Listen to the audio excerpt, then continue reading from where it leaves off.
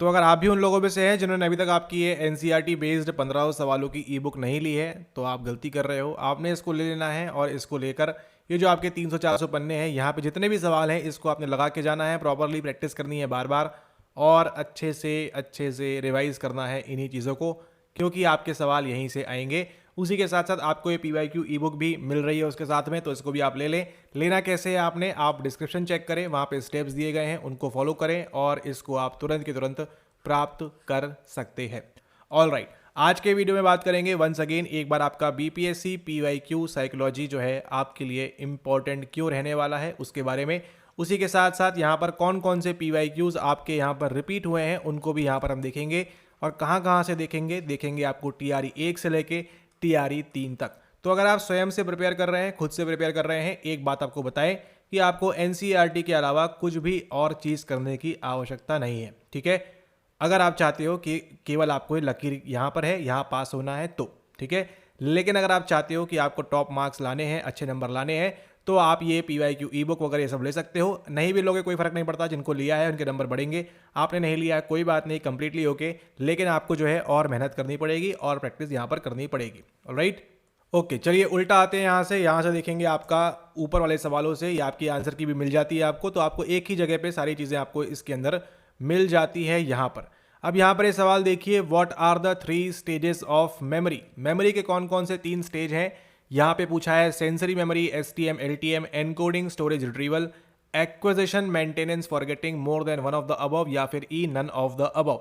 अगर इसके अंदर बात करें, ये जो सवाल है आपका 3 स्टेजेस ऑफ मेमोरी, ये आपका फर्स्ट टाइम आया था TRE 4 में, क्योंकि अब जो है लेवल क्या हो रहा है, लेवल यहाँ पर इंक्रीज हो रहा है, ठीक है, लेवल इंक्रीज हो रहा है। सवाल यहाँ से आया है, आप इन दोनों के बीच में कंफ्यूज होके एक मार्क अपने गवा सकते हो। इसलिए क्या करना है, आपने प्रॉपरली NCERT की रीडिंग करनी है। NCERT खोलोगे आप 11वीं क्लास की ह्यूमन मेमोरी चैप्टर के अंदर, आपको ये चीज़ बड़े आराम से देखने को मिल जाएगी। ऑलराइट, ओके, उसके बाद देखिए यहाँ पे बंडूरा का दिया हुआ है, लास्ट स्टेप यहाँ दिया हुआ है। तो ये सब चीज़ें भी आपसे कभी नहीं पूछी गई हैं TRE 1 के अंदर, 2 के अंदर, 3 के अंदर। ये सब आपके जो है नया इंक्लूड किया गया है पहली बार, काफ़ी समय के बाद आपका यहाँ पर रिटेंशन, कंसेक्वेंसेस, एक्विजिशन, यहाँ पर ये बात की गई है। तो आपको बताएं, यहाँ 1 मिनट वीडियो आगे बढ़ाएं उससे पहले कुछ आपको इंपॉर्टेंट थ्योरीज बता देते हैं कि आपको इसको रट्टा मार के बैठना है, ठीक है।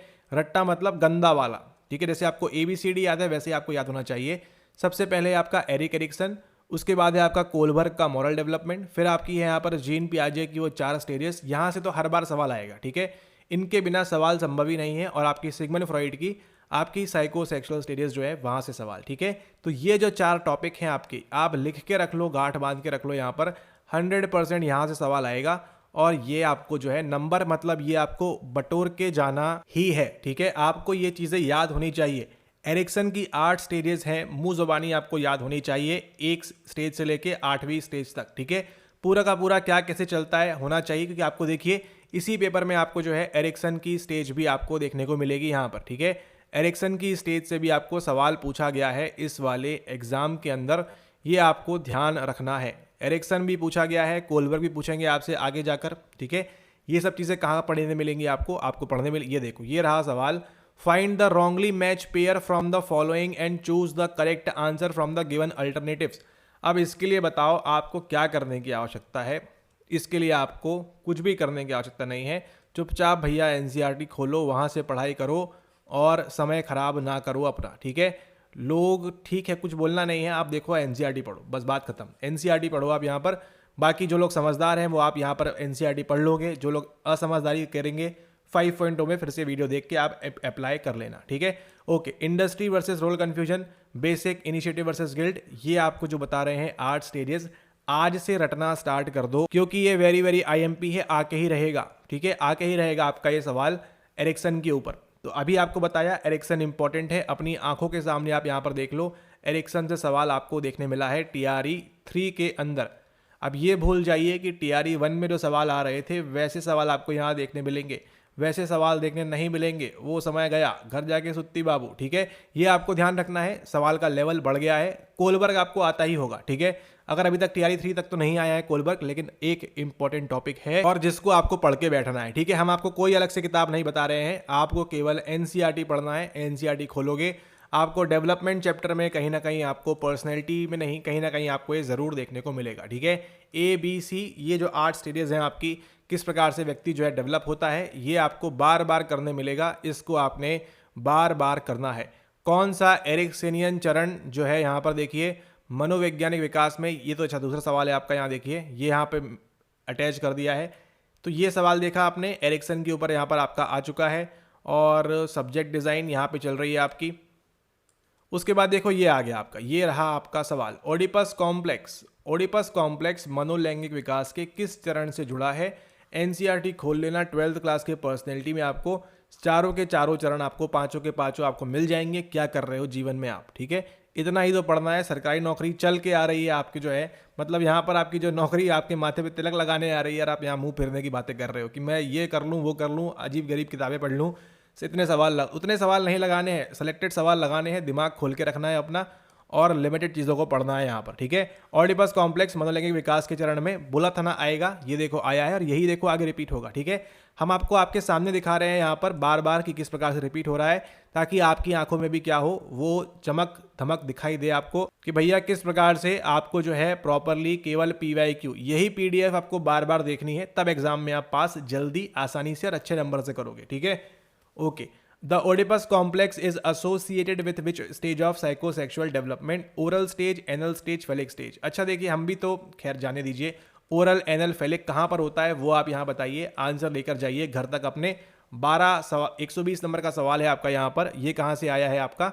ये आया है आपके इसमें से, कहाँ से बोलते हैं, NCERT से। ठीक है, केवल 11वीं और 12वीं की NCERT जो भी व्यक्ति कर लेगा वो बेड़ा पार है उसका 4.0 में, उसको अलग से कोई चीज़ करने की आवश्यकता नहीं है। ठीक है, ना तो कोई प्रश्न लगाने की आवश्यकता है, ना तो भैया MCQ लगाओ, ना टेस्ट सीरीज लगाओ, ना कोनो चीज़ लगाओ। ठीक है, बढ़िया आराम से खाओ पियो सो और NCERT पढ़ो। ठीक है, केवल इतना काम करना है, बाकी ये सब जो है मिथ्या है, आप इसमें कुछ भी फायदा नहीं होगा। लेकिन NCERT की आपको एक एक लाइन रटी हुई होनी चाहिए, याद होनी हुई चाहिए। अब वो याद तो होगी नहीं, उसके लिए आप MCQ का सहारा ले सकते हो, आपको 1500 दिए हुए हैं, उसको आप प्रैक्टिस कर सकते हो।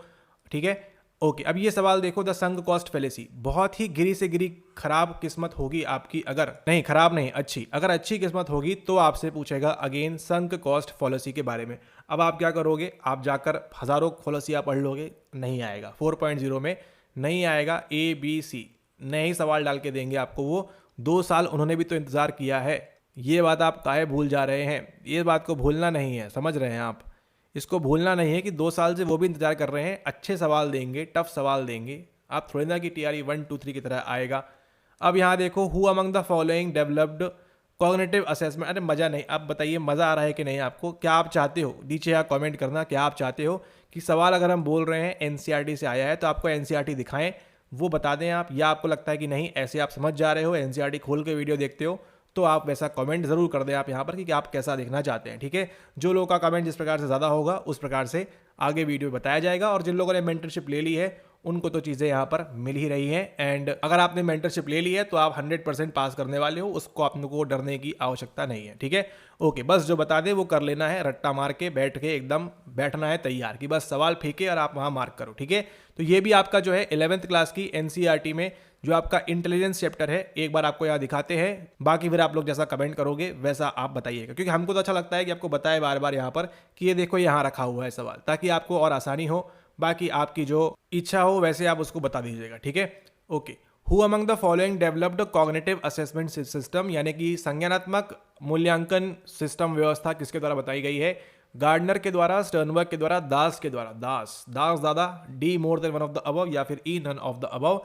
एक बार इस सवाल को देख लेते हैं हिंदी में। हिंदी में क्या बोल रहा है यहाँ पर, निम्नलिखित में से किसने संज्ञानात्मक मूल्यांकन प्रणाली विकसित की? ऑप्शन दिए हैं गार्डनर, स्टर्नबर्ग, दास। अगर एक सामान्य बुद्धि वाला व्यक्ति है उसको ये तो पता है कि ये दोनों तो नहीं करेंगे, अब वो फंसेगा कहाँ पर? इसके बीच में और इसके बीच में, क्योंकि ये भी आंसर होता है। आपको ध्यान रखना है यहाँ पर एक बात कि क्या कि ये भी आंसर होता है। आपको यहाँ पर देखिए, एक कोई सा तो भी TRE था, अभी रिसेंटली वीडियो बना रहे थे वहाँ पर, तो उसमें क्या था कि आपको पहला ही सवाल में आंसर ई दिया था, तो बच्चा जो है एकदम वहाँ घबरा जाएगा, पहले ही सवाल का आंसर ई बोलेगा, अरे ये क्या हो गया है। ठीक है, समझ रहे हो आप? यहाँ पर आपको साइकोलॉजी पढ़ना नहीं है, दिमाग के अंदर आपको उतारना भी है। नहीं उतर रही है, वीडियो देखो, इसको आप लर्निंग लो, ऑब्जर्व करो और इसको इंप्लीमेंट करो, ठीक है। उपरोक्त में से कोई नहीं भी आंसर होता है, लेकिन चिंता की कोई बात नहीं है। आपके पास क्या है? आपके पास है एनसीईआरटी, और एनसीईआरटी की ये लाइन आपको देखो 9 नंबर की क्या सिखा रही है। ये चैप्टर 1 है, कौन सा? 12th क्लास की एनसीईआरटी का, ठीक है। क्या बोल रहा है? अब जिनके पास हिंदी है वो हिंदी देख लीजिएगा। दास मिल गया, आंसर खत्म, 1 नंबर मिल गया, आगे बढ़ो। Das and Naglieri have also developed a battery of test known as the cognitive assessment system. देखो यहां पर एक बात ध्यान रखो, आपको अंग्रेजी आने की आवश्यकता नहीं है, ठीक है। अंग्रेजी आपको नहीं आए, क्या मतलब है? कुछ नहीं, लेकिन आपको इतनी लाइन तो आप रट सकते हो, याद कर सकते हो कि भैया क्या हो रहा है, ताकि आपके एग्जाम में नंबर, आपको चाहिए क्या एग्जाम में? ज्ञान व्यान नहीं चाहिए, सही बात बताएं आपको। ज्ञान व्यान का ठीक है मिलता रहेगा, आपको चाहिए सरकारी नौकरी। हमारा एम है आपको ये मिले। अब इसके लिए आपको याद करना पड़े, रट्टा करना पड़े, उर्दू, फारसी, बांग्ला, कोई अलग भाषा में आपको याद करना पड़े, वो करवाएंगे आपको, बताएंगे आपको, ताकि आप करो और वहां से आप 1 नंबर लेके ऊपर ऊपर चलते चलो, ठीक है। ये नहीं कि ये क्वेश्चन छोड़ दिया, नहीं बन रहा है, साफ साफ लिखा है Das and Naglieri have also developed a battery of test. इसका नाम क्या है? Cognitive assessment system. अगली बार सवाल पूछेगा इसके अंदर क्या होता है, ये वर्बल है, नॉन वर्बल है, शाब्दिक है, गैर शाब्दिक है, कौन सा शाब्दिक है, ये आप बता दो और यहाँ पर 1 नंबर आराम से प्राप्त करो, 10 मार्क करो और आगे बढ़ो यहाँ पर अगले सवाल की ओर, ठीक है। ओके, अब यहाँ देखो अवसाद का डोपामीन। सवाल देखते ही ना, इतनी बार एनसीईआरटी पढ़ ली है कि सवाल देखते ही समझ में आता है कि अच्छा यहाँ से पूछा हुआ है, ठीक है। Depression is cause due to low activity, आप जाके पढ़ोगे डिसऑर्डर्स वाले में, आपको वहां पर देखने को मिलेगा। पिछले वीडियो में आपको ये भी बताया था, ये दोनों सवाल 113 के 115 के, ठीक है। अब एक काम करते हैं, चलते हैं हम, ये तो टीआरई 3 की बात की, अब चलते हैं आपके टीआरई 2 में और देखते हैं वहां पे किस प्रकार से और कौन कौन से सवाल आपको यहाँ पर देखने को मिले हैं, ठीक है। टीआरई ये हो गया आपका। टीआरई 2 के अंदर देखते हैं कौन कौन से किस किस प्रकार सवाल आए हैं। बांग्ला भी, उर्दू भी दिया है यहाँ पर, हिंदी भी दिया है, अंग्रेजी भी दिया है, सब कुछ दिया। तो भाषा भी पकड़ के चलनी है आपको, ठीक है। ध्यान रखिएगा, भाषा भी पकड़ के चलनी है, उसके अलावा कुछ काम नहीं करना है यहाँ पर, ठीक है। ये देखो क्या आ चुका है, काटाटोनिया आ चुका है यहाँ पर, ठीक है। अब ये देखो कैसे हुआ है पीवाईक्यू रिपीट। अब ये कौन सा देख रहे हो आप देख रहे हो यहाँ पे टीआरई 2.0, ठीक है। In the context of social cognitive theory what is reciprocal determinism. जिस बच्चे ने भी यहाँ पर टीआरई 2 के अंदर ये हमारा फाउंडेशन ज्वाइन किया था, उनको स्पेशल वीडियो से बताया गया था कि आपको ये आरडी होता है, बंडूरा ने दिया हुआ है, क्या क्या इसके अंदर चीज़ें होती है, वो सेम टू सेम सवाल आपको यहाँ पर देखने को मिला है, ठीक है। ये बात कर रहा है कि इसके बारे में, पारिस्थितिक नियतिवाद के बारे में। अब जरा ध्यान देना है आपको, पीवाईक्यू ऐसे रिपीट होता है। रेसिप्रोकल डिटर्मिनिज्म किसने दिया है? एल्बर्ट बंडूरा ने दिया हुआ है, ठीक है। तो अगर कोई व्यक्ति इतना ही पढ़ के गया है तो क्या होगा? खेला खत्म होगा उसका, क्योंकि यहाँ अगले बारे में 3.0 में अभी आपको दिखाया था, क्या पूछा था वहां पे, कौन सी स्टेज में होता है, ठीक है। एमिड, attention, motivation, imitation and desire, ठीक है। अटेंशन, मेमोरी, इमिटेशन, डिजायर, ये जो आपकी 4 स्टेजेस हैं किसके द्वारा दी गई हैं? ये भी आपके बंडूरा के द्वारा दी गई हैं। तो ये सवाल भी पूछा है आपसे, तो ये रहा आपका पीवाईक्यू रिपीट, आपकी थीम रिपीट होगी, ठीक है। तो बंडूरा भी इंपॉर्टेंट है। कौन कौन से इंपॉर्टेंट है नोट कर लो, अभी से लिख लो अपनी कॉपी में, पेन में, टैब में, जहां भी है।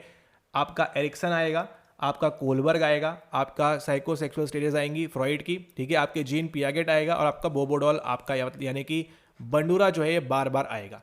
1 2 3 4 5 सवाल तो आप अभी रेडी करके रख सकते हो। केवल करना क्या है, एनसीईआरटी में जितना दिया है वो एकदम माथे पे तिलक लगा के आपने जो है उसको समझ के आपने बैठना है और दिमाग में आपने घुसेड़ लेना है, ठीक है। ओके, सवाल देखो 149 नंबर का, गैस के बारे में पूछा है। अलार्म रेजिस्टेंस एग्जॉशन कौन सा होता है यहाँ पर, कौन सा होता है यहाँ पर, ये आपको बोला हुआ है यहाँ पर। और ये आपको कहाँ से है? अगेन आपका ये एनसीईआरटी से सवाल लिया हुआ है, ठीक है। अब ध्यान देना बहुत ही स्मार्ट तरीके से, ये आपको देखिए यहाँ पर बताते हैं आपको। ये देखो, ये जो स्टेज दी हुई है ना, यह तो आपको मालूम है, यहाँ पर आंसर ये हो जाएगा। अलार्म, रेजिस्टेंस, एग्जॉशन, 3 स्टेजेस हैं। निमोनिक क्या है? अरे केवल इतना बोलना है आपको, अरे ये आपका निमोनिक है, अलार्म, रेजिस्टेंस और एग्जॉशन, ठीक है। तो इसको आप अलार्म बोलो, जैसा भी बोलना है बोलो, लेकिन याद रखो इसको। अब यहाँ देखो, ये जो आपका बी ऑप्शन है ना, इस प्रकार से आपको पीवाईक्यू लगाना है। अब ये जो बी ऑप्शन दिया हुआ है, क्यों दिया हुआ है पता है? ये आपको कोई नहीं बताएगा। खैर यहाँ देखिए, डिनायल, एंगर और एक्सेप्टेंस, इसके लिए आपका जो है निमोनिक क्या है? ये आपका डाबडा है, ठीक है। निमोनिक क्या है? डाबडा है। इसको सीख लो, याद कर लो, नोट कर लो, ये अगली बार पूछ सकता है। बीपीएससी शायद, मतलब उसकी मर्जी है ना, आ भी सकता है, नहीं आ सकता है। हमारे हिसाब से नहीं आएगा, लेकिन आपको ज्ञात होना चाहिए ये आपकी मृत्यु के पहले की स्टेजेस है, ठीक है। पहले व्यक्ति डिनाई करता है, फिर गुस्से में आता है, फिर एक्सेप्ट करता है, फिर आपका यहाँ पर कुछ एक और है, बार्गेनिंग है यहाँ पर, ठीक है, बार्गेनिंग। तो ये मिला मुलू के यहाँ पर दिया है, और ये किसने दिया है आपको? एलिजाबेथ क्यूबलर रॉस, ठीक है, शायद पूरा नाम एलिजाबेथ क्यूबलर है, देख लीजिएगा। क्यूबलर रॉस का मॉडल है, ठीक है, क्यूबलर रॉस का मॉडल है। पुस्तक का नाम क्या है? ऑन डेथ एंड डाइंग, मृत्यु और मृत्यु के निकट क्या चीज़ें होती हैं इंसान के साथ। पहले क्या करता है? अरे मैं मरने वाला हूँ, बहुत दुख लग रहा है, ठीक है, डिनाई करता है, नहीं मैं नहीं मर सकता। फिर क्या करता है? बार्गेनिंग, अच्छा ठीक है इतना दर्द नहीं हो, थोड़ा सा मर जाता हूँ। और फिर क्या होता है? एक्सेप्ट, चलो अब तो बस जाना ही है, और फिर जो है खेल खत्म है दुनिया से। तो ये सब चीज़ें कहाँ पढ़ने मिलती हैं आपको? ये है आपका थोड़ा हाई लेवल की बातें, ठीक है, हाई लेवल की वीडियोस देख रहे हैं, हाई लेवल की बातें करेंगे। और यहाँ पे देखो क्या पूछा है? फ्लिन इफेक्ट के बारे में। The Flynn effect refers to, यहाँ पे क्या पूछ रहे हैं? The Flynn effect refers to ABCDE। ये आपको जो है ध्यान रखना है, ये आपके रिसेंटली किसी PYQ में रिपीट हुआ था। तो ये सारे सवाल आप जो देख रहे हो, कहाँ से देख रहे हो? ये देख रहे हो आप 2.0 के सवाल, ठीक है, 2.0 में आपको ये सवाल आए हुए थे। तो आपने जो है इन पे अच्छे से ध्यान देना है। इलेक्ट्रोकन्वल्सिव थेरेपी जाके पढ़ो, दिया हुआ है आपको NCERT में, ठीक है। अभी आपको लीडरशिप के बारे में नहीं मिलेगा, ये आपके एक्स्ट्रा एडवांस सवाल है, ठीक है, ये आपके एक्स्ट्रा एडवांस सवाल है। इनको आपने बार बार प्रैक्टिस करना है। यहाँ पे जो आंसर दिया हुआ है की में, इस पे देख लेना आप यहाँ पर, और उसको आप बार बार प्रैक्टिस करना। बाकी उसके अलावे आपको कुछ भी करने की आवश्यकता नहीं है। अब पीनियल ग्लैंड देखो यहाँ पर। अब यहाँ पर देखिए, आप परेशान हो गए कि आपका सिलेबस क्या है। सिलेबस कुछ नहीं है, 11-12 में जितना है उतना बनना चाहिए, उसके ऊपर के लेवल का भी आपको बनना चाहिए, ठीक है। पीनियल ग्लैंड का काम क्या है? यहाँ पर आपकी जो मेलाटोनिन की बात करता है, आपके रेगुलेट स्लीप वेक साइकिल, ये कहाँ से लिया गया है? ये भी आपके NCERT से लिया गया है, ठीक है, 11वीं का 2nd 3rd चैप्टर, ये आप यहाँ ध्यान रखें। तो इस प्रकार से देख रहे हो आप, सारे के सारे सवाल जो हैं कहाँ से आ रहे हैं? ओनली एंड ओनली आपके NCERT से आ रहे हैं, ठीक है, ओनली एंड ओनली कहाँ से आ रहे हैं? आपके NCERT से आ रहे हैं। अब यहाँ देखो एबिंगहाउस का कर्व की बात है, after same to same line आपको उठाल के डाल दी गई है यहाँ पर। तो ये चीज़ को आप यहाँ पर ध्यान रखेंगे, ठीक है। तो इस प्रकार से आप प्रैक्टिस करें। काफ़ी सारे सवाल देखे आपने यहाँ पर, कितने सवाल आपके यहाँ पर रिपीट हो रहे हैं, टॉपिक्स देखे आपने, और किस प्रकार से आपको PYQs लगाना है आने वाले सेशन के लिए, आपके 4.0 के लिए। अगर आप इस गलत फहमी में हो कि आपका TRE 1, 2, 3 की तरह कट ऑफ आसान जाएगा, चीज़ें बनेंगी, बहुत मुश्किल है। आपको NCERT वाले सवाल प्रैक्टिस करने होंगे। अगर आप चाहते हो तो प्रैक्टिस कर सकते हो, इसको लेके आप डिस्क्रिप्शन से। नहीं चाहते हो, कंप्लीटली ओके, लेकिन आपसे रिक्वेस्ट है, क्या करो आप NCERT की एक एक लाइन आप याद रखो, क्या हो रहा है, कैसे हो रहा है, क्यों हो रहा है, वो सब चीज़ें आपके लिए वेरी वेरी इंपॉर्टेंट है, ठीक है। इनको आप ध्यान रखें। मुलाकात होगी आपसे नेक्स्ट वीडियो में, थोड़ा यहाँ पे समय का अभाव है, अगले वीडियो में बात करेंगे हम, जल्दी मुलाकात होगी। और अच्छे से प्रैक्टिस करते रहें, PYQs लगाएं, वेरी वेरी इंपॉर्टेंट है। उतना आसान रहेगा नहीं 4.0, 2 साल का आपको समय मिला है पढ़ने का, 2 साल का जो पेपर सेट कर रहा है उसको भी समय मिला है पढ़ने का, अब वो वैसा पेपर सेट नहीं करेगा, ठीक है, ओके। इसी के साथ वीडियो समाप्त करते हैं। अगर आपने टेलीग्राम पे ज्वाइन नहीं किया अभी तक, तो वहाँ पे आपके फ्री नोट्स डले हुए हैं, उनको आप ले सकते हैं। अगर आप चाहते हो प्रैक्टिस सेट ई-बुक लेना, तो इसको आप डिस्क्रिप्शन चेक करो, स्टेप्स फॉलो करो, तुरंत के तुरंत तत्काल प्रभाव से आपको मिल जाएगी। तब तक के लिए धन्यवाद।